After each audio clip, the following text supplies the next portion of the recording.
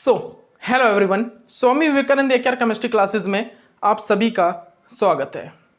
चलिए गाइस, अब हमारा जो टॉपिक है, कुछ एक टॉपिक बचे हैं थोड़े बहुत कार्बोहाइड्रेट्स के, जैसे कि डीऑक्सी सुगर, डीऑक्सी मोनोसैचराइड्स, ठीक है ना, डीऑक्सी मोनोसैचराइड या डीऑक्सी सुगर बोल सकते हैं हम इसको। तो इसके बाद हमारा जो टॉपिक है वो क्या है भाई, डाइसैचराइड्स, ठीक है ना। इसके बाद पॉलीसैचराइड्स और फिनिश, और एक बैफोरेट्स हमारा टेस्ट है, एक बारफोर्ड्स टेस्ट जिसको हम बारफोर्ड्स टेस्ट बोलते हैं, वो करके और हमारा कार्बोहाइड्रेट खत्म हो जाएगा। जो आपको नेट जेआरएफ के लिए बस इतना ही एफिशिएंसी, मतलब ये एफिशिएंट है आपके लिए, इतना ही कर लेना, नेट जेआरएफ में यहाँ से आ जाएगा क्वेश्चन, ठीक है ना, कार्बोहाइड्रेट से। ओके, तो अब देखिए हमारा जो अब टॉपिक है वो क्या है, लिख लीजिए सभी लिख लीजिए। वो टॉपिक क्या है भाई, डीऑक्सी सुगर, वो हमारा टॉपिक अभी deoxy sugar and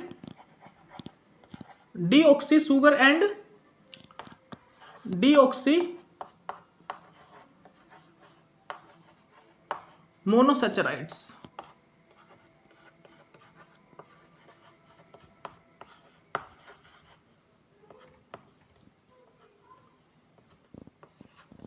deoxy sugar and deoxy मोनोसैचराइड्स,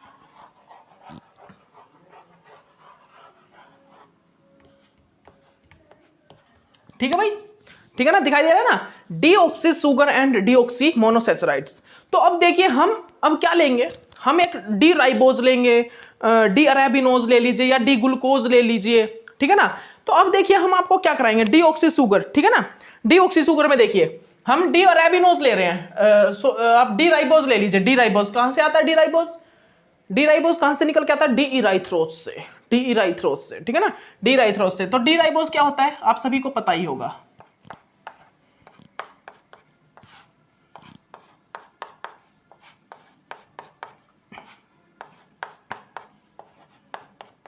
ये क्या है, डी राइबोज है क्या, ये बता सकते हो क्या है ये डी राइबोज है क्या, बताइए भाई, क्या ये डी राइबोज है, बताइए जल्दी बताइए, क्या ये डी राइबोज है क्या, ये डी राइबोज है भाई। देखिए डी राइबोज में क्या होगा, इराइथ्रोज होता है क्या, इराइथ्रोज क्या होता है पता है आपको, इराइथ्रोज क्या होता है, इराइथ्रोज के बाद डी राइबोज आता है, फिर डी राइबोज के बाद हमारा एलोज, ठीक है ना, एलोज एल्ट्रोज। डी राइबोज में से क्या निकलता है, एलोज और एल्ट्रोज, और अरेबिनोज में से ग्लूकोज और मेनोज निकलता है। जाइलेज से क्या निकलता है, ग्लूकोज आइडोज, और हमारा जो लाइजेज है वहां से क्या निकलता है, गलैक्टोज और टेलोज, ठीक है ना।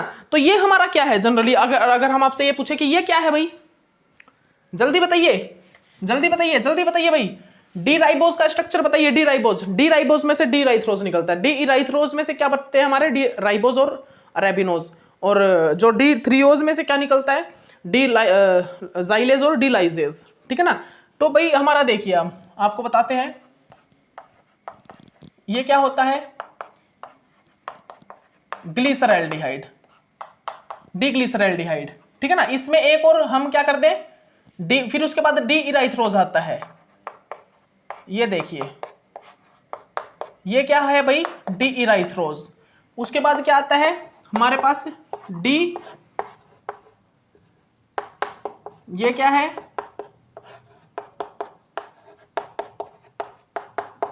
डी राइबोज, ठीक है ना, ये क्या है भाई हमारा, डी राइबोज, ठीक है ना। तो डी राइबोज ये होता है, ठीक है ना।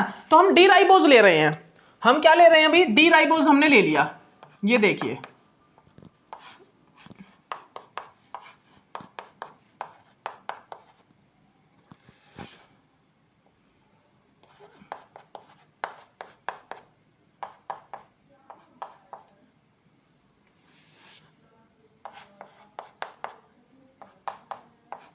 ये हमने क्या ले लिया भाई, ये हमने डी राइबोज ले लिया।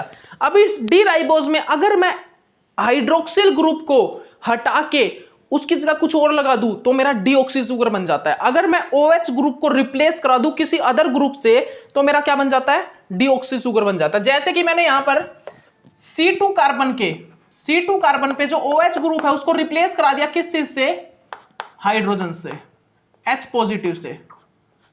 ध्यान दीजिएगा जो बोल रहा हूं मैं,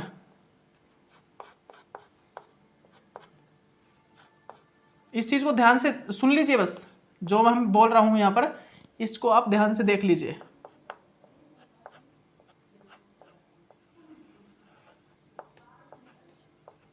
ठीक है ना भाई।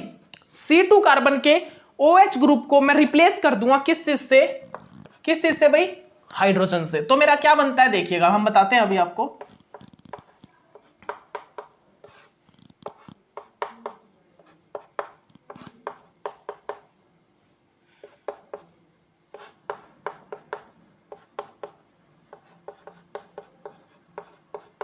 ये देखिए ये क्या है हमारा, ये क्या है भाई, इसको हम क्या बोलते हैं, डी राइबोज, डी राइबोज बोलते हैं इसको। ठीक है ना, इसको हम बोलते हैं भाई क्या, डी राइबोज। ठीक है ना, इसको हम क्या बोलते हैं, इसको हम क्या बोलते हैं भाई, इसको हम बोलते हैं डी राइबोज। और ये क्या बन गया, डीऑक्सी, 2 डीऑक्सी। ठीक है ना, 2 deoxy D ribose, 2 deoxy D ribose. अब ये 2 पे क्यों, क्योंकि 2 पे हमने क्या किया, 2 कार्बन नंबर सेकंड पे हमने क्या किया है, रिप्लेस किया है हाइड्रोजन को। ठीक है ना, OH की जगह हाइड्रोजन लगाया, इसीलिए 2 डीऑक्सी हमने लिखा दिया। ठीक है ना, इसके बाद अगर हम यहां पर सेकंड नंबर कार्बन को किस चीज से रिप्लेस कराएं, सेकंड नंबर कार्बन पे जो हमारा क्या ग्रुप है भाई, हाइड्रोक्सिल ग्रुप है, इसको हम अमोनिया से रिप्लेस कराएं, NH3 से। ठीक है ना, देख लीजिए NH2 से करा दीजिए, सॉरी NH2 से करा दीजिए रिप्लेस। ठीक है ना, सेकंड नंबर हाइड्रोक्सिल ग्रुप को। तो यहां पर क्या बन जाएगा, तो यहां पर क्या बनेगा भाई, ये देखिए NH2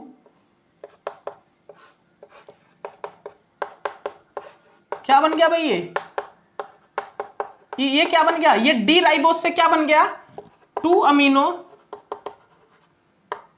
2 deoxy 2 amino 2 deoxy 2 amino 2 deoxy D ribose, D ribose.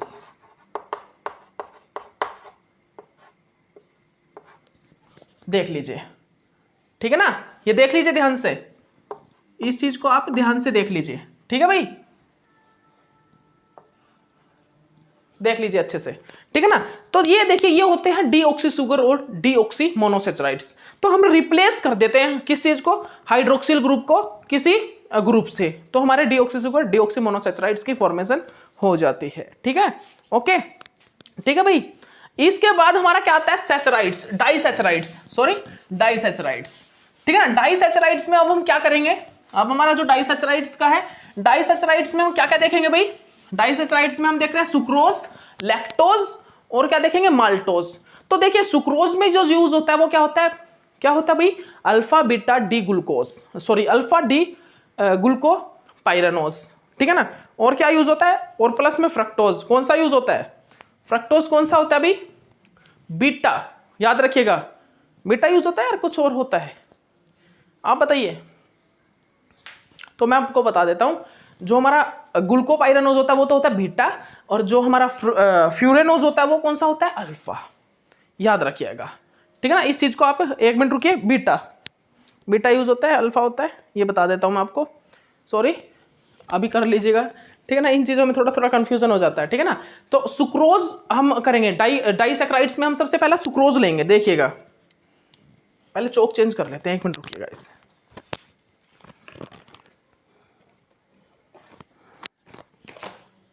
ये लीजिए, ये हो गया भाई हमारा चौक चेंज। तो देखिए अब हम करेंगे डाइसैचराइड्स को, डाइसैचराइड्स। ठीक है ना, डाइसैचराइड्स।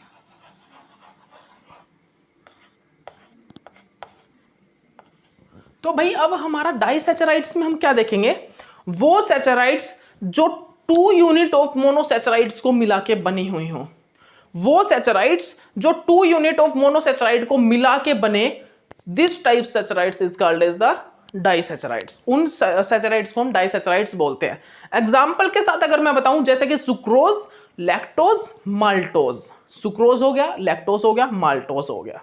ठीक है ना, तो हम सबसे पहला जो चेक करेंगे वो कौन सा लेंगे भाई, सुक्रोज ही लेंगे, सुक्रोज। तो देखिए भाई, सुक्रोज जो है वो किस चीज से बनता है? सुक्रोज बनता है alpha D glucopyranose plus beta D fructofuranose से, ठीक है ना। किस चीज को मिला के बनता है भाई? Alpha D glucopyranose,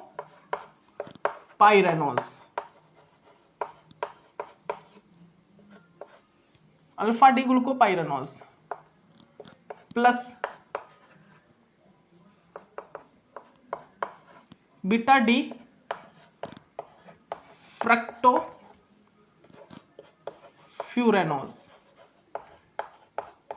beta D fructofuranose. इन दोनों को मिला के क्या बनता है? इन दोनों को मिला के हमारा क्या बनता है भाई? ध्यान से देखिए, इन दोनों को मिला के हमारा क्या बनता है? हमारा सुक्रोज बनता है, ठीक है ना। तो सुक्रोज देखिए, हम दिखाते हैं आपको। अल्फा क्या होता है भाई? ये देखिए CH2OH, ये OH, ये OH, ये OH, ठीक है ना। और ये हमारा OH, ये हमारा क्या होता है? अल्फा डी ग्लूकोपाइरानोज होता है। और इसकी मैं रिएक्शन किस चीज से कराता हूं? फ्रक्टोफ्यूरेनोज से।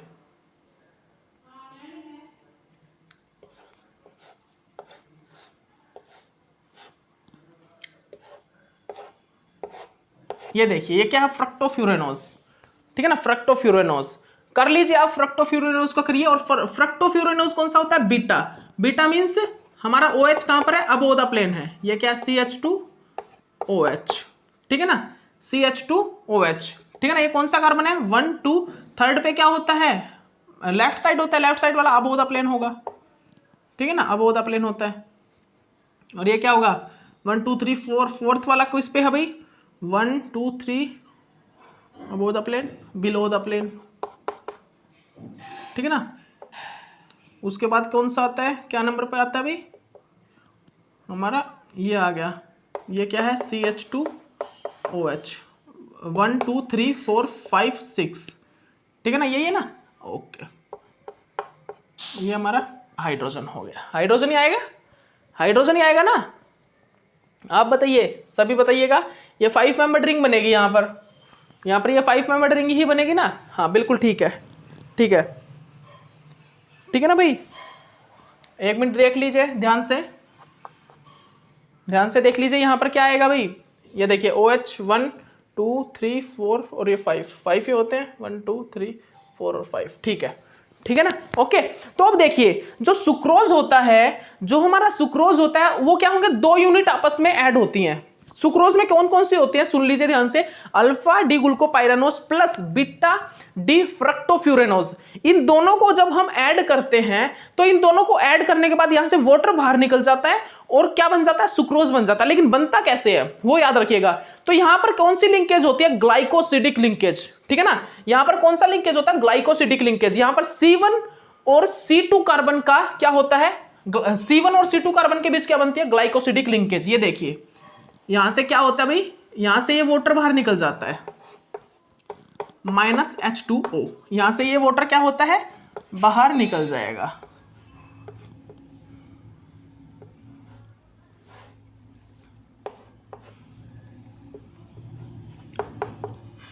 यहां से क्या होगा? ये वो जो वाटर है, ये क्या होगा भाई? यहां से बाहर निकल जाएगा।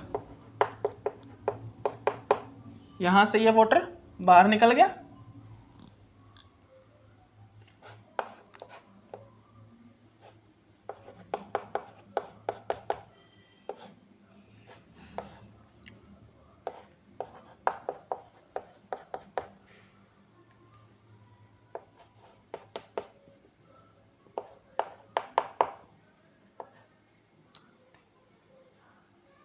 ठीक है ना भाई। ये क्या हो गया? ये हमारा क्या बन गया? सुक्रोज बन गया, ठीक है ना। ये हमारा क्या बन गया है भाई? इसको, ये हमारा क्या बन गया? ये हमारा सुक्रोज बन गया है, ठीक है ना। सुक्रोज, ठीक है ना। देख लीजिए ध्यान से, ये हमारा क्या बन गया? ये हमारा सुक्रोज बन गया है, ठीक है ना। ये हमारा क्या होता है? यही हमारा सुक्रोज होता है जनरली, ठीक है ना। ओके, इसको देख लीजिए आप ध्यान से, ठीक है ना। ये हमारा सुक्रोज बन गया, ठीक है ना।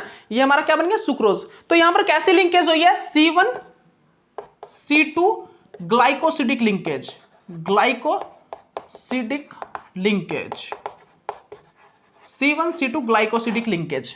अब बात आती है कि ये रिड्यूसिंग शुगर है या नॉन रिड्यूसिंग शुगर है। जैसे कि मैंने आपको बताया था all monosaccharides are the reducing sugar, but this is a reducing sugar और नॉट नॉन रिड्यूसिंग शुगर। तो मैं आपको बता देता हूं,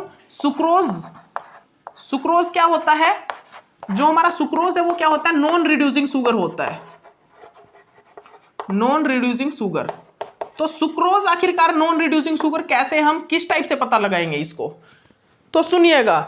जो डाइसैचराइड्स होते हैं उन डाइसैचराइड्स में हम रिड्यूसिंग शुगर और नॉन रिड्यूसिंग शुगर का कैसे पता करते हैं, हम जो अल्फा और बीटा या फिर बीटा बीटा जो फॉर्म ले रहे हैं इन डाइसैचराइड्स यूनिट को आपस में ऐड करके, जो डाइसैचराइड्स बना रहे हैं मोनोसैचराइड्स को ऐड करके, तो उसमें जो अल्फा अल्फा या बीटा बीटा हम फॉर्म लेते हैं, तो हम अल्फा और बीटा किसके द्वारा पता करते हैं, अल्फा बीटा हमको पता लगता है OH की पोजीशन देख के, OH बिलो द प्लेन है या अबोव द प्लेन है, किसका, C1 कार्बन का OH, ठीक है ना, याद रखिएगा C1 कार्बन या C2 कार्बन का OH। अगर C1 कार्बन का OH अगर बिलो द प्लेन है तो वो क्या होगा, अल्फा, अबोव द प्लेन है तो वो क्या होगा, बीटा। याद है ना आपको। उसी प्रकार फ्रक्टोज में C2 कार्बन का OH अगर कहां पर है, अबोव द प्लेन है तो वो alpha, below the plane, above the plane है तो वो बीटा और बिलो द प्लेन है तो वो अल्फा, ठीक है ना, ऐसे। तो हम क्या देखेंगे, अगर मेरा अल्फा और बीटा कार्बन वाला, जिससे हम अल्फा और बीटा पता करते हैं, अगर मेरा वो अल्फा और बीटा वाला जो हाइड्रोक्सिल ग्रुप है, अल्फा और बीटा वाला जो हाइड्रोक्सिल ग्रुप है, अगर वो फ्री है, अगर वो फ्री है तो हमारा क्या होगा, ये जो डाइसैचराइड्स होगा वो होगा रिड्यूसिंग शुगर। जैसे कि यहां पर देखिए, यहां पर हम किससे, इन हाइड्रोक्सिल ग्रुप से क्या पता करते हैं, C1 और C2। यहां पर देखिए ये C1 और ये C2, इन हाइड्रोक्सिल ग्रुप से हम अल्फा और बीटा को पता करते हैं कि ये अल्फा या बीटा। तो यहां पर क्या हुआ है, सुक्रोज में ये दोनों अल्कोहल, इनमें से एक भी फ्री नहीं है, एक भी हाइड्रोक्सिल ग्रुप फ्री नहीं है, क्योंकि इन दोनों ये दोनों अल्कोहल जो ग्रुप हैं ये ग्लाइकोसिडिक लिंकेज में यूज हो रहे हैं। इनके द्वारा हमारा क्या बन रहा है, ग्लाइकोसिडिक लिंकेज बन रहा है। अगर इन दोनों में, दोनों अल्कोहल में से, दोनों यूनिट में से एक भी हाइड्रोक्सिल ग्रुप फ्री होगा तो हमारा वो क्या है, तो वो हमारा जो डाइसैक्राइड्स होगा वो होगा रिड्यूसिंग शुगर। लेकिन अगर इन दोनों यूनिट में एक भी हाइड्रोक्सिल ग्रुप अगर फ्री नहीं होगा तो वो क्या होगा, वो होगा नॉन रिड्यूसिंग शुगर। और वो ही यहां पर हुआ है, इसी कारण ये रिड्यूसिंग शुगर नहीं नॉन रिड्यूसिंग शुगर है, बिकॉज यहां पर जिससे हम अल्फा और बीटा पता करते हैं जिस हाइड्रोक्सिल ग्रुप में से, उसका एक भी OH फ्री नहीं है। यहां पर इन दोनों OH में से एक भी OH फ्री नहीं है, इसी के कारण यहां पर क्या हुआ है, आप देख सकते हो कि इन दोनों OH ग्रुप में से एक भी OH ग्रुप फ्री नहीं है, जिसके कारण इसको हमने नॉन रिड्यूसिंग शुगर कहा है, ठीक है ना। तो यही होता है नॉन रिड्यूसिंग शुगर, जिसको हम शुगर कैन भी बोलते हैं। जनरली सुक्रोज का नाम क्या, शुगर कैन, इसको हम शुगर कैन इसी को बोलते हैं भाई, याद रखिएगा शुगर कैन, ठीक है ना। इस सुक्रोज को हम शुगर कैन भी बोलते हैं, ठीक है ना, शुगर कैन। ओके, तो याद रखिएगा आप इस चीज को अच्छे से अपनी कॉपी में नोट डाउन कर लीजिएगा, ठीक है ना, शुगर कैन, कैन शुगर, ठीक है। ओके गाइस, ठीक है ना।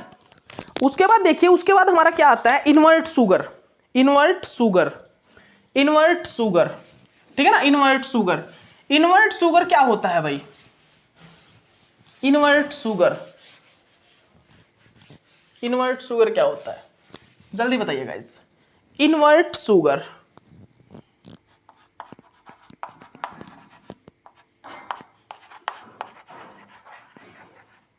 देखिए हम आपको एक चीज बताते हैं, जो हमारा क्या होता है यहां पर, जो हमारा सुक्रोज होता है ना, सुक्रोज, जो सुक्रोज का स्पेसिफिक रोटेशन होता है, स्पेसिफिक रोटेशन वो होता है भाई कितना, 66.5 डिग्री। और जो हमारा ग्लूकोज होता है, जो ग्लूकोज है, ग्लूकोज, और ग्लूकोज का जो स्पेसिफिक रोटेशन है डी ग्लूकोज का, किसका, डी ग्लूकोज का, वो कितना होता है भाई 53 या फिर अप्रोक्स 52.7 डिग्री, 52.7 डिग्री होता है। और जो फ्रक्टोज होता है, जो हमारा फ्रक्टोज है, क्या भाई, जो हमारा फ्रक्टोज होगा यहां पर जो हमारा फ्रक्टोज होता है ना, जो हमारा फ्रक्टोज होता है उसका क्या है यहां पर जो हमारा फ्रक्टोज है, उस फ्रक्टोज का जो क्या है, जो स्पेसिफिक रोटेशन है वो कितना है, -92 डिग्री, कितना, -92 डिग्री स्पेसिफिक रोटेशन है। तो हम क्या देखते हैं इन्वर्ट शुगर में, जब हम यहाँ पर सुक्रोज को देखते हैं, जब हम हम क्या लेते हैं, अल्फा डी ग्लूकोज लेते हैं, और जब हम बीटा डी फ्रक्टोफ्यूरेनोज लेते हैं, जब इन दोनों को ऐड करके जब हम सुक्रोज को देखते हैं, तो वो आना तो चाहिए नेगेटिव, क्योंकि ज्यादा अमाउंट किसकी है, नेगेटिव की, ये होता है पॉजिटिव, ठीक है ना। ये तो कितना होता है, पॉजिटिव, ये होता है नेगेटिव। तो हम जब स्पेसिफिक रोटेशन की बात करते हैं, इन दोनों को ऐड करते हैं, तो यहां पर आना तो चाहिए नेगेटिव, क्योंकि नेगेटिव वाले की स्पेसिफिक रोटेशन ज्यादा है। नेगेटिव वाले की स्पेसिफिक, देखिए इन दोनों को ऐड करके ही तो क्या बनेगा, सुक्रोज। तो सुक्रोज आना तो चाहिए कैसा, नेगेटिव में, लेकिन आ रहा है ये पॉजिटिव। आना चाहिए नेगेटिव, क्योंकि नेगेटिव की अमाउंट ज्यादा है स्पेसिफिक रोटेशन वाले की, ठीक है ना, लेकिन आ रहा है पॉजिटिव। इसी कारण हम इसको इन्वर्ट शुगर भी कहते हैं। क्या बोलते हैं, इन्वर्ट शुगर, ठीक है ना।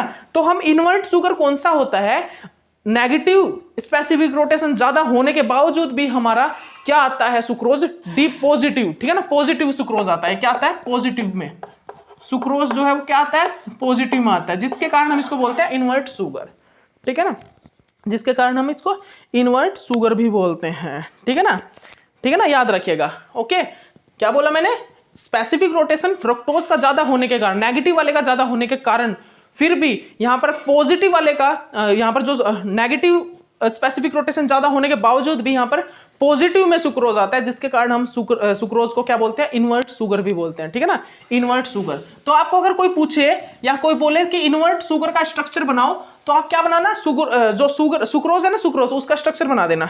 सुक्रोज का स्ट्रक्चर किस चीज से बनता है, पता है ना आपको, सुक्रोज का स्ट्रक्चर किस चीज से बनता है भाई, सुक्रोज का स्ट्रक्चर हमारा बनता है किस चीज से, बताइए जल्दी, किस चीज से, alpha D glucopyranose plus beta D fructofuranose, alpha D glucopyranose plus beta D fructofuranose से क्या बनता है, हमारा सुक्रोज का स्ट्रक्चर बनता है। क्या, सुक्रोज, ठीक है ना, क्या बनता है हमारा, सुक्रोज का स्ट्रक्चर बनता है, सुक्रोज, ठीक है ना, सुक्रोज का स्ट्रक्चर।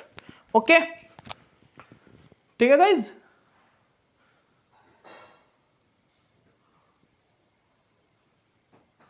ठीक है ना भाई। इसके बाद जो हमारा टॉपिक है वो है लैक्टोज, ठीक है ना, लैक्टोज, लैक्टोज के बाद आएगा माल्टोज, ठीक है ना।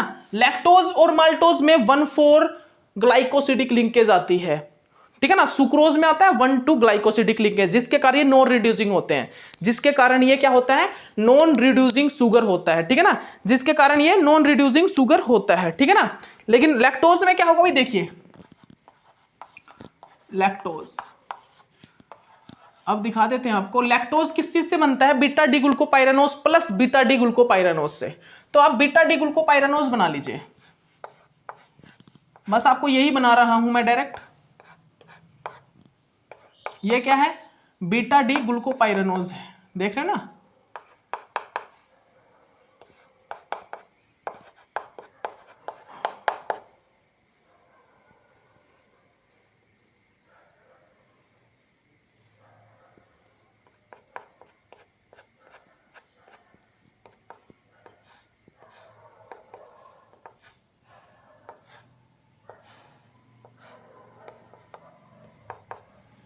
ये क्या है, बीटा डी ग्लूकोपाइरानोज प्लस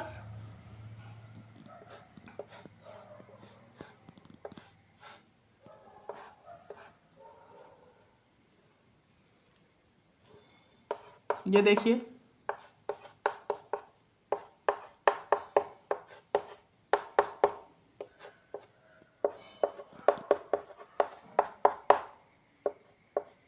ये क्या है, बीटा डी ग्लूकोपाइरानोज, और ये क्या है, बीटा डी ग्लूकोपाइरानोज। ध्यान से देखिए, बीटा डी ग्लूकोपाइरानोज, ग्लूकोपाइरानोज, ठीक है ना। ये क्या है, beta D glucopyranose,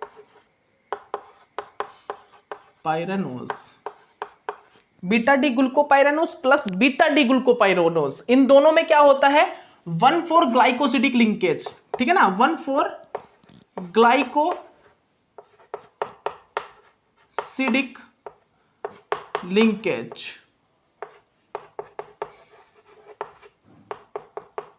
1,4 glycosidic linkage यहाँ पर फॉर्म होती है।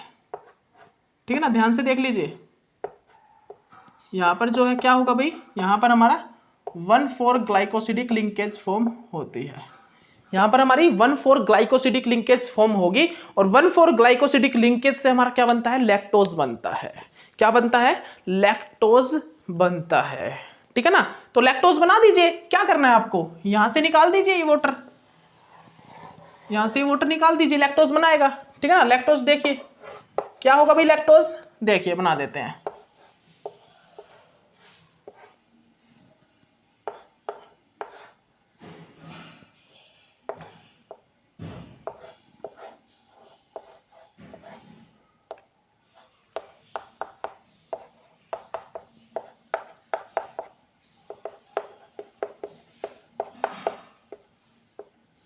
ठीक है भाई,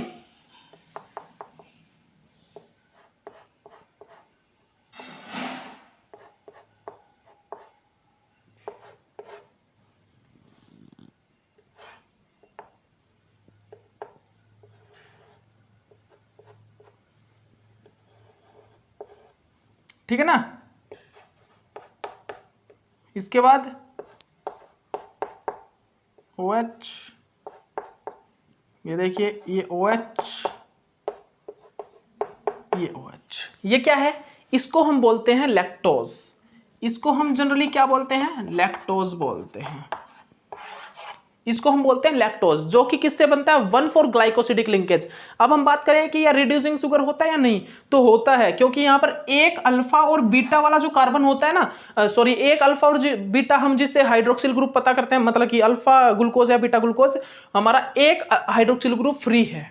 तो हमारा C1 कार्बन का एक हाइड्रोक्सिल ग्रुप, जिससे हम अल्फा बीटा पता करते हैं, वो हाइड्रोक्सिल ग्रुप फ्री है, जिसके कारण हम इसको बोलते हैं lactose is a reducing sugar. जो लैक्टोज है वो क्या है भाई, वो हमारा रिड्यूसिंग शुगर है। Lactose is the reducing sugar. ठीक है ना, तो हमारा जो लैक्टोज है भाई वो क्या होता है, वो हमारा एक रिड्यूसिंग शुगर होता है। ठीक है ना, lactose is a reducing sugar. ठीक है भाई, तो लिख लीजिए इन सभी को, आप इन सभी रिएक्शंस को आप लिख लीजिए, lactose is a reducing sugar. ठीक है भाई, ओके। तो लैक्टोज क्या होता है, रिड्यूसिंग शुगर होता है। ठीक है ना भाई, उसके बाद आता है हमारा माल्टोज। उसके बाद आता है हमारा, यहां पर हमने क्या क्या यूनिट यूज की है, बीटा डी ग्लूकोपाइरेनोज और बीटा डी ग्लूकोपाइरेनोज। यहां पर हम क्या यूज करेंगे, अब जो करेंगे माल्टोज, उसमें हम करेंगे alpha D glucopyranose, beta D glucopyranose. ठीक है ना। सुक्रोज में क्या यूज किया, सुक्रोज में बीटा नहीं सॉरी, सुक्रोज में क्या यूज किया, alpha D glucopyranose plus beta D fructofuranose, alpha D glucopyranose plus beta D fructofuranose. उसके बाद लैक्टोज में क्या यूज किया, beta D glucopyranose plus beta D glucopyranose. इसके बाद हम यहां पर किस चीज में यूज करेंगे, beta D glucopyranose plus beta D glucopyranose. और इसके बाद हम क्या देखते हैं, यहां पर क्या देखते हैं भाई, इसके बाद यहां पर हम आते हैं माल्टोज पे। किस चीज पे, माल्टोज पे। ठीक है ना, हम क्या देखते हैं, माल्टोज। क्या देखते हैं भाई हम, इसके बाद हम देखते हैं माल्टोज को। इसके बाद हम किस चीज पे आते हैं, माल्टोज पे आते हैं। ठीक है ना, माल्टोज पे। तो देखिएगा, इस ध्यान से देखिएगा, अब ये जो माल्टोज है, ये जो माल्टोज है वो किससे बनता है, माल्टोज बनता है alpha D glucopyranose plus beta D glucopyranose. देखिए अल्फा क्या होता है, ये देखिए आप पीछे के बना लीजिएगा, ये जितने भी हैं ये बना लीजिएगा। अल्फा क्या होता है, ये देखिए अल्फा ये होता है। बीटा क्या होता है भाई,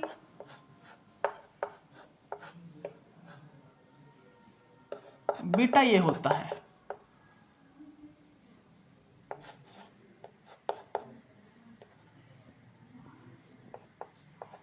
यही होगा क्या, बताइएगा, इस जल्दी बताइएगा, यही होता है क्या। जनरली हम यहां पर भी क्या देखेंगे कि यहां पर भी मेरा क्या होगा, यहां पर भी हमारा क्या होगा भाई, यहां पर भी हम क्या करते हैं, जनरली हम यहां पर भी क्या करते हैं भाई, ध्यान रखिएगा, यहां पर भी हम क्या करते हैं, 1,4 लिंकेज करते हैं।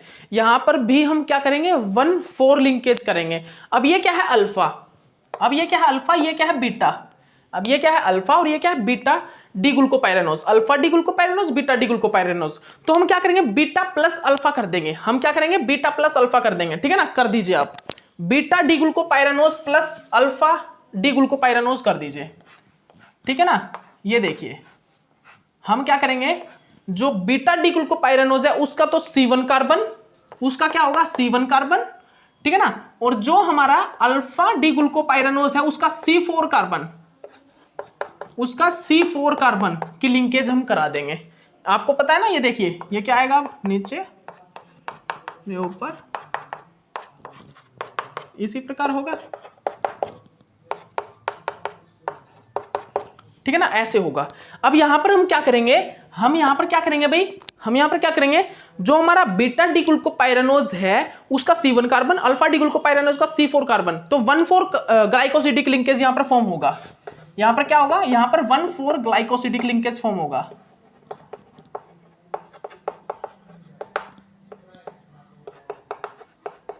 वन फोर ग्लाइकोसिडिक लिंकेज यहां पर फॉर्म हो जाएगा, ठीक है ना। 1,4 ग्लाइकोसिडिक लिंकेज यहां पर फॉर्म होकर क्या बन जाएगा, हमारा माल्टोज फॉर्म हो जाएगा। कर दीजिए आप, लीजिए यहां पर बना देते हैं, हम यहां पर भी बना देते हैं।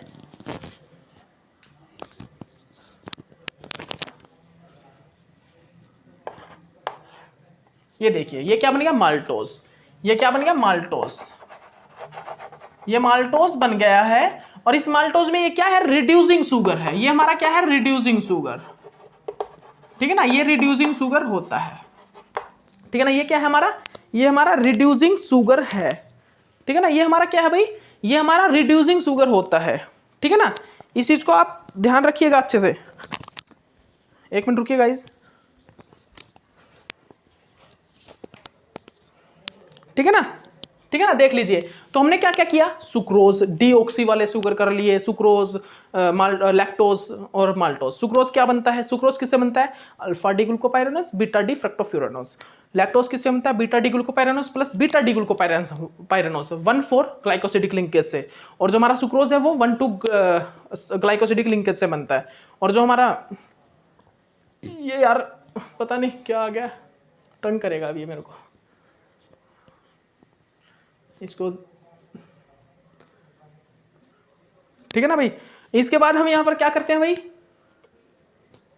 इसके बाद जनरली हम यहां पर क्या करते हैं, माल्टोज। माल्टोज किस चीज से बनता है, बीटा डी ग्लूकोपाइरेनोज का C1 carbon, alpha D glucopyranose का कौन सा कार्बन, C4 कार्बन। इनको आपस में ग्लाइकोसिडिक लिंकेज करा देते हैं, हमारा क्या बन जाता है, माल्टोज बन जाता है, ठीक है ना। इसके बाद हम क्या करते हैं, बारफोर्ड्स टेस्ट। बारफोर्ड्स टेस्ट के बारे में आपको पता होना चाहिए भाई।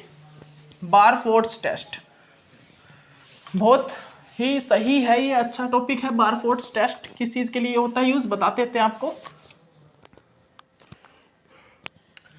लिख लीजिए टॉपिक क्या है हमारा, बारफोर्ड्स टेस्ट।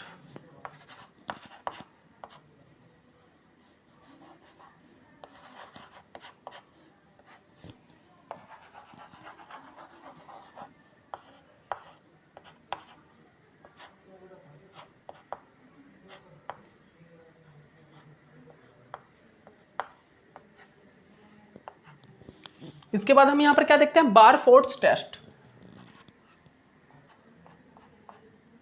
इसके बाद हम यहां पर क्या देखते हैं अभी, बारफोर्ड्स टेस्ट, ठीक है ना। बारफोर्ड्स टेस्ट, ठीक है ना। ध्यान से देख लीजिए, आप सभी ध्यान से देख लीजिए भाई, क्या देखते हैं हम इसके बाद। इसके बाद हम यहां पर क्या करते हैं, बारफोर्ड्स टेस्ट, ठीक है ना। बारफोर्ड्स टेस्ट देखते हैं,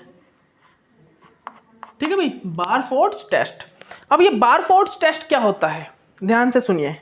तो देखिए हम एक सॉल्यूशन लेते हैं किस चीज का, मोनोसैचराइड्स और डाइसैचराइड्स का। मोनोसैचराइड्स और डाइसैचराइड्स का एक सॉल्यूशन लेते हैं और उसको किस चीज के अंदर डालते हैं, copper second acetate in the acetate acidic solution के अंदर, एसिडिक सॉल्यूशन के अंदर, ठीक है ना।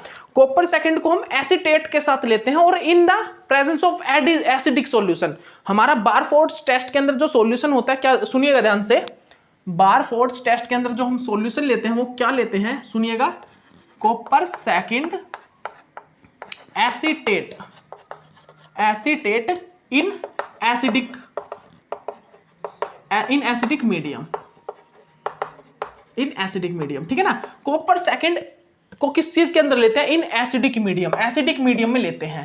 रीजन क्या होता है इसको लेने का, ये मतलब कि जो बारफोर्ड्स टेस्ट में हम जो सॉल्यूशन यूज करते हैं ना बारफोर्ड्स टेस्ट के अंदर, ठीक है ना, वो किसका लेते हैं, कॉपर सेकंड। कॉपर सेकंड मतलब क्या, कॉपर की 2 पॉजिटिव स्टेट होती है, ठीक है ना, उसके साथ क्या लगा होता है, एसीटेट। और किस सॉल्यूशन में होता है वो, किस मीडियम में होता है ये copper second acetate, in acidic medium में। रीजन क्या होता है, क्योंकि कॉपर सेकंड जो है एसिडिक मीडियम में, कॉपर सेकंड एसिडेट जो है वो एसिडिक मीडियम में विकर ऑक्सीडाइजिंग एजेंट को शो करेगा, ठीक है ना, विकर ऑक्सीडाइजिंग एजेंट का नेचर शो करेगा। लेकिन अगर हम बेसिक मीडियम में इसको ले तो ये स्ट्रॉन्ग ऑक्सीडाइजिंग एजेंट का नेचर शो करेगा। सुन रहे हो ना ध्यान से। हम बारफोर्ड्स टेस्ट में क्या सॉल्यूशन लेते हैं, copper second acetate in acidic medium लेते हैं, copper second acetate in acidic medium. क्यों लेते हैं एसिडिक मीडियम में, क्योंकि एसिडिक मीडियम में जो कॉपर सेकंड एसीटेट है वो क्या शो करता है, वीकर ऑक्सीडाइजिंग एजेंट का नेचर शो करता है। क्या शो करता है, वीकर ऑक्सीडाइजिंग एजेंट का नेचर शो करता है। लेकिन अगर मैं बेसिक मीडियम में इसको ले लूं, अगर मैं इसको बेसिक मीडियम के अंदर ले लूं तो इसका जो नेचर है वो कैसा शो होगा, स्ट्रॉन्गर ऑक्सीडाइजिंग एजेंट का नेचर इसका शो होगा। इसके बाद इसका जो नेचर है वो स्ट्रॉन्ग ऑक्सीडाइजिंग एजेंट का नेचर इसका शो होगा, ठीक है ना। इसके बाद इसका जो नेचर है वो स्ट्रॉन्ग ऑक्सीडाइजिंग एजेंट का नेचर ये शो करेगा, किसका, स्ट्रॉन्ग ऑक्सीडाइजिंग एजेंट का नेचर, ठीक है ना। इस चीज को भी आप अच्छे से अपनी कॉपी में नोट डाउन कर लीजिए। अब देखिए हम क्या करते हैं, अब हम क्या लेते हैं, हम इस सॉल्यूशन को लेते हैं भाई, बारफोर्ड्स टेस्ट में हम इसको लेते हैं। इसके अंदर हम क्या डालते हैं, एक सॉल्यूशन डालते हैं मोनोसैचराइड्स और डाइसैचराइड्स का। इस सॉल्यूशन के अंदर हम क्या लेते हैं, इस सॉल्यूशन के अंदर हम एक सॉल्यूशन डालते हैं किस चीज का, मोनोसैचराइड्स और डाइसैचराइड्स का। तो जैसे ही हम मोनोसैचराइड्स प्लस डाइसैचराइड का सॉल्यूशन इसके अंदर डालते हैं, इसको मिटा देते हैं, रफ कर दीजिए इसको। बारफोर्ड्स टेस्ट किस टाइप से होता है देख लीजिए आप, ठीक है ना। बारफोर्ड्स टेस्ट किस चीज के लिए होता है, अब ये भी लिख लीजिए। बारफोर्ड्स टेस्ट हमें मोनोसैचराइड्स और डाइसैचराइड्स को बताता है। जब हम एक मिक्सचर ले लें मोनोसैचराइड्स और डाइसैचराइड्स का, तो हमें बारफोर्ड्स टेस्ट से पता लगता है कि इसके अंदर मोनोसैचराइड्स है या नहीं है, या डाइसैचराइड्स है या नहीं है, वो हमें बारफोर्ड्स टेस्ट से पता लगता है। तो बारफोर्ड्स टेस्ट से कैसे पता लगेगा वो ही हम अब आपको बताएंगे। ये देखिए, ये हमारे पास क्या है भाई, ये हमारे पास एक बीकर है, इसमें क्या है, copper second acetate in acidic medium, ठीक है ना, इन एसिडिक मीडियम, ठीक है ना। अब ये देखिए ये क्या है,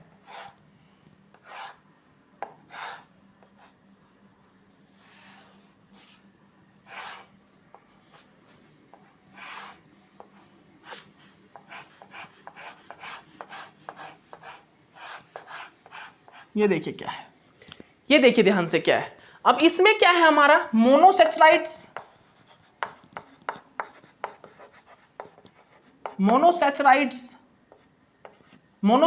प्लस डाइसैचराइड्स का एक सॉल्यूशन है। मोनोसैचराइड्स प्लस डाइसैचराइड का ये एक सॉल्यूशन है, ठीक है ना, किस चीज का, मोनोसैचराइड्स और डाइसैचराइड्स का। तो जैसे ही मैं मोनोसैचराइड्स और डाइसैचराइड्स को इसके अंदर डिसॉल्व करता हूं तो क्या होता है, जो मोनोसैचराइड्स होते हैं, जो मोनोसैचराइड्स वो तो एट ए टाइम क्या होगा, जो हमारा मोनोसैचराइड्स होंगे, मोनोसैचराइड्स जो हमारे मोनोसैचराइड्स होंगे वो क्या करेंगे, at a time CO2O red PPT की फॉर्मेशन कर लेंगे, CO2O, ठीक है ना। वो रेड पीपीटी किसके होते हैं, क्यूप्रिक ऑक्साइड के, ठीक है ना, CO2O के, ठीक है ना, क्यूप्रिक ऑक्साइड के, ठीक है ना, ठीक है ना, वो रेड पीपीटी बना लेगा एट ए टाइम। लेकिन बट डाइसैचराइड्स क्या करते हैं, बट डाइसैचराइड्स क्या करते हैं, after some time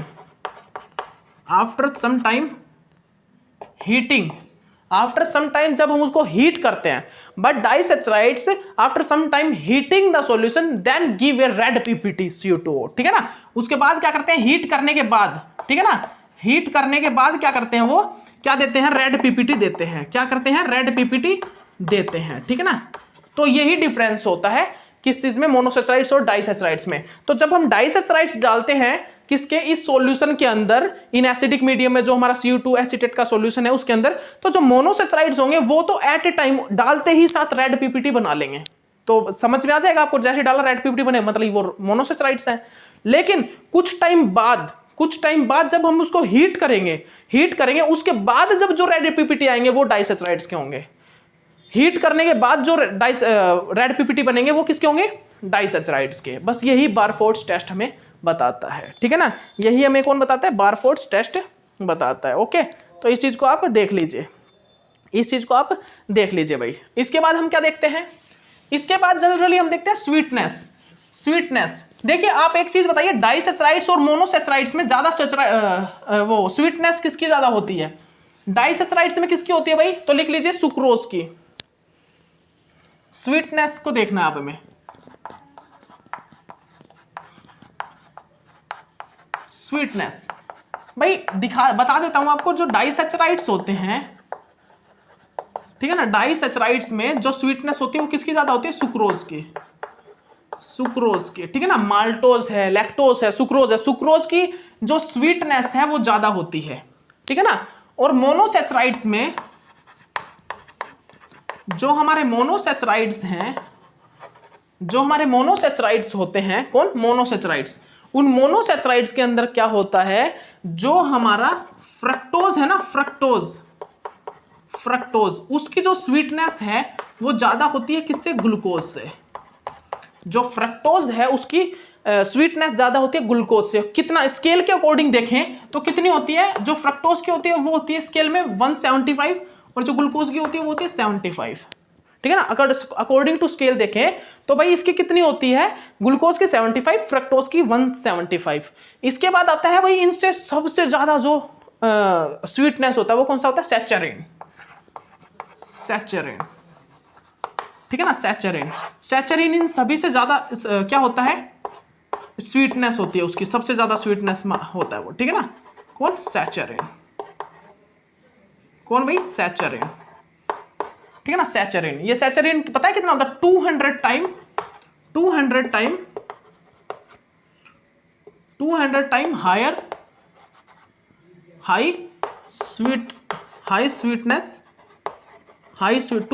high sweetness show then fructose से 200 टाइम ज्यादा स्वीटनेस शो करता है। मतलब कि इसको आप क्या करिए, 175 को 200 से मल्टीप्लाई कर दीजिए, इतनी ज्यादा इसकी स्वीटनेस होती है सैचरिन की, ठीक है ना। याद रखिए, जो सबसे ज्यादा इनकी किसकी होती है, सैचरिन की जो स्वीटनेस होती है, सैचरिन की स्वीटनेस वो 200 टाइम ज्यादा होती है, हाई होती है किससे, फ्रक्टोज से, ठीक है ना। तो इस चीज को भी आप लिख लीजिए, ओके, लिख लीजिए भाई, ठीक है ना। 200 टाइम ग्रेटर,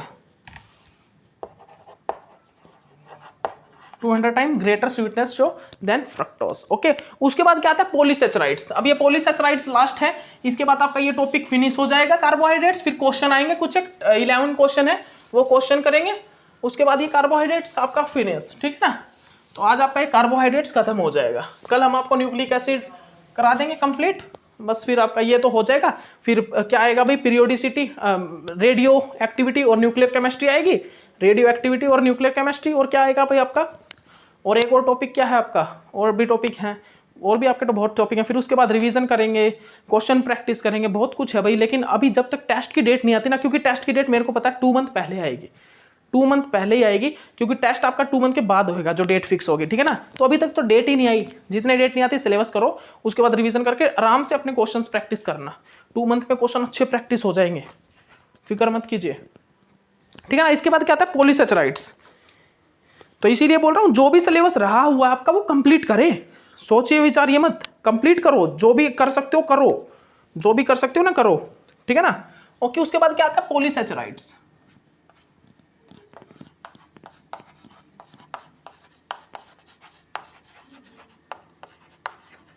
उसके बाद हमारा क्या आता है भाई, पॉलीसैचराइड्स आता है।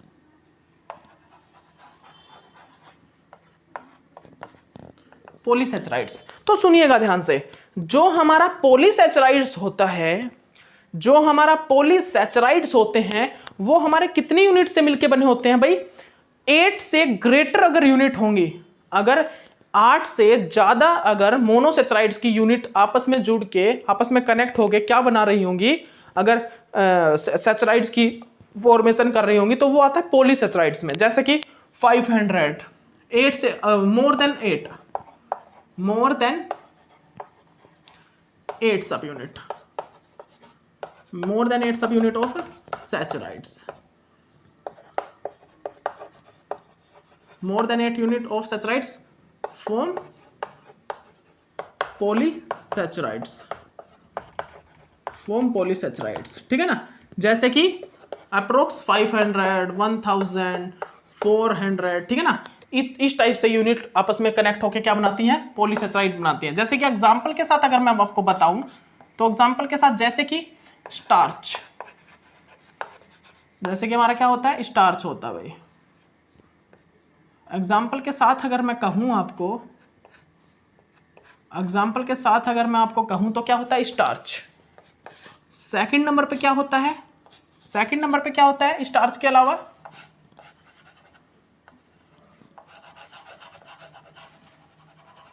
स्टार्च के अलावा क्या होता है सेकंड नंबर पे, ग्लाइकोजन,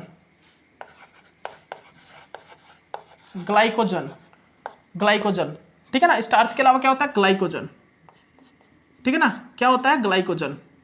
फिर उसके बाद थर्ड नंबर पे क्या आता है, ध्यान से सुनिए, थर्ड नंबर पे क्या आता है भाई, थर्ड नंबर पे क्या आता है, सेलुलोज, सेलुलोज। ये ग्लाइकोजन जो होता है वो क्या होता है, एनिमल स्टार्च होता है, एनिमल स्टार्च, जो कि एनिमल के अंदर प्रेजेंट होता है, स्टार्च ऑफ एनिमल, ठीक है ना।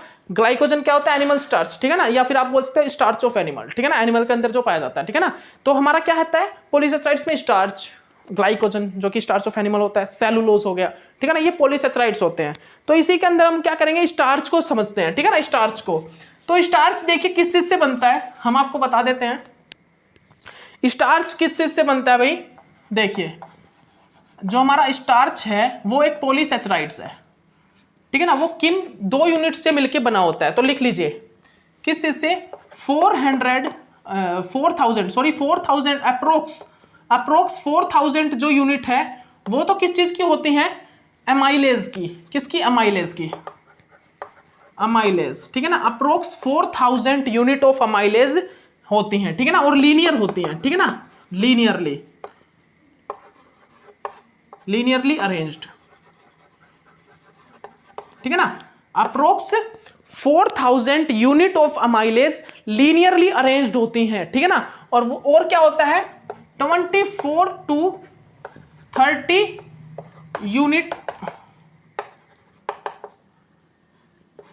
यूनिट ऑफ एमाइलोपैक्टिन,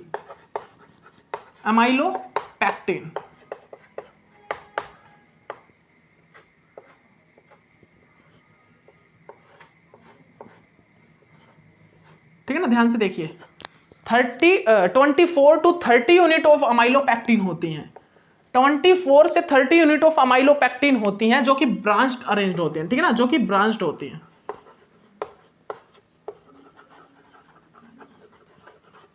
जो कि क्या होती है, ब्रांच्ड फॉर्म में क्या होती है, अरेंज्ड होती हैं। इन दोनों को मिला के, इन दोनों को आपस में ऐड करके हमारा क्या बनता है, स्टार्च बनता है। इन दोनों को ऐड करके स्टार्च बनता है, और वो कैसे बनता है, 1,4 ग्लाइकोसिडिक लिंकेज से, ठीक है ना, 1,4 ग्लाइकोसिडिक लिंकेज से, 1,4 ग्लाइकोसिडिक लिंकेज से ये फॉर्म होता है, ठीक है ना। तो आप इस चीज को भी ध्यान से अपनी कॉपी में नोट डाउन कर लीजिए, ठीक है ना, नोट डाउन कर लीजिए। और अगर मैं स्टार्च को हाइड्रोलाइज ग्राउंड वाटर डाल के, वाटर में अगर स्टार्च को डाल दूं तो मेरा क्या निकलता है, ग्लूकोज बन जाता है, ठीक है ना, याद रखिए आप इस चीज को भी, आप अच्छे से अपनी कॉपी में नोट डाउन कर लीजिए। तो देखिए स्टार्च किस चीज से बना भाई, स्टार्च हमारा 400 approx 400 unit of amylase linearly arranged जो है, plus 24 to 30 unit of amylopectin, इन दोनों को ऐड करके हमारा स्टार्च बनता है। और किससे बनता है, 1,4 ग्लाइकोसिडिक लिंकेज है। इट मींस स्टार्च जो है वो क्या है, रिड्यूसिंग शुगर है।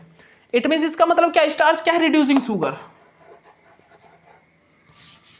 क्या शुगर रिड्यूसिंग शुगर होगा क्या, क्योंकि हम अगर बात करें शुगर की, क्योंकि देखिए भी जनरली किस चीज से, शुगर वगैरह से ही बना है, शुगर की यूनिट से ही ये बने होंगे, ठीक है ना।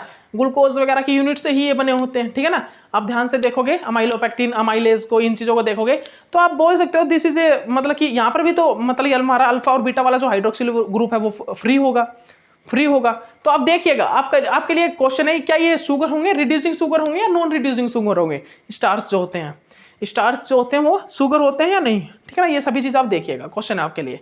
ओके, इसके बाद देखिए हमने क्या देखा, 1,4 ग्लाइकोसिडिक लिंकेज से ये फॉर्म होता है कौन, स्टार्च। इन दोनों की जो लिंकेज होती है अमाइलेज और अमाइलोपेक्टिन की, वो 1,4 ग्लाइकोसिडिक लिंकेज से होती है। और अगर मैं क्या करूं,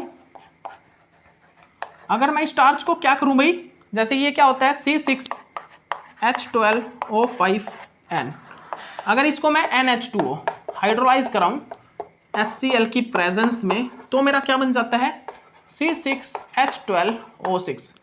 तो मेरा यहां पर ग्लूकोज की फॉर्मेशन होती है, यहां पर हमारा ग्लूकोज बन जाता है, ठीक है ना। यहां पर हमारा ग्लूकोज बनता है, ग्लूकोज निकलता है, ठीक है ना। लेकिन अगर हम क्या करा दें, और दूसरी चीज और समझिएगा, जो स्टार्च का स्ट्रक्चर होता है वो कैसा होता है, हेलिकल टाइप स्ट्रक्चर होता है, ठीक है ना। स्टार्च कैसा होता है भाई, स्टार्च का जो स्ट्रक्चर अगर आप देखोगे तो वह कैसा होता है, हेलिकल टाइप, ऐसे, ठीक है ना। ये कैसा होता है स्ट्रक्चर, हेलिकल टाइप स्ट्रक्चर। ये कैसा होता है भाई, ये हमारा हेलिकल टाइप स्ट्रक्चर होता है, ठीक है ना। स्टार्च कैसा होता है, हेलिकल टाइप स्ट्रक्चर होता है। और अगर मैं स्टार्च को आयोडीन के साथ रिएक्ट करा दूं, अगर मैं स्टार्च को क्या करूं, मैं आयोडीन के साथ रिएक्ट करा दूं, तो ये इंटेंस ब्लू कलर शो करने लग जाता है, ठीक है ना। याद रखिए, अगर हम स्टार्च को क्या करें, आयोडीन के साथ अगर रिएक्ट करा देते हैं, तो ये क्या करता है, इंटेंस ब्लू कलर, ये इंटेंस ब्लू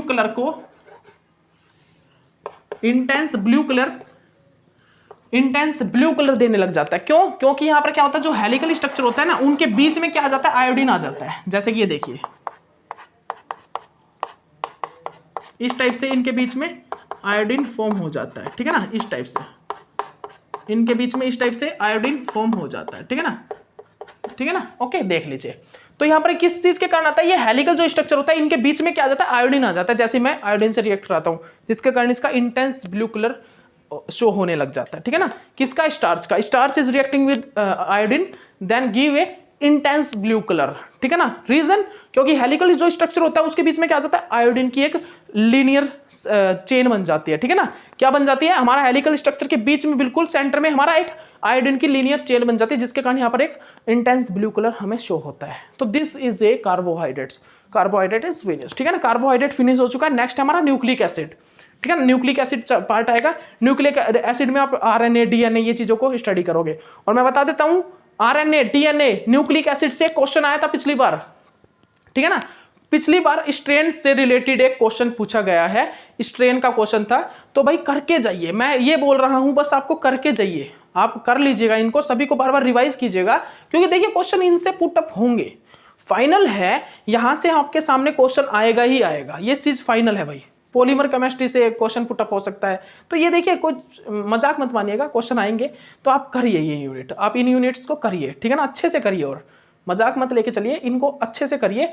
सभी यूनिट जितनी भी हैं उनके क्वेश्चंस प्रैक्टिस करिए अच्छे से, जितनी भी मैंने आपको करा दी उनके क्वेश्चन भी अच्छे से रिवाइज कीजिए, और इनको अच्छे से पढ़िए, ठीक है ना। तो अभी आपका कार्बोहाइड्रेट फिनिश हो चुका। नेक्स्ट हम न्यूक्लिक एसिड करेंगे, लेकिन न्यूक्लिक एसिड करने से पहले कुछ 10 to 11 क्वेश्चंस हैं कार्बोहाइड्रेट्स के, वो कराएंगे। उसके बाद हम क्या करेंगे, न्यूक्लिक एसिड को स्टार्ट करेंगे, ठीक है ना। तो अभी के लिए इतना ही काफी। नेक्स्ट लेक्चर मिलते हैं, और क्वेश्चन सीरीज आपके लिए लेके आ रहे हैं कार्बोहाइड्रेट्स की। तो नेक्स्ट मिलिएगा। Okay, bye.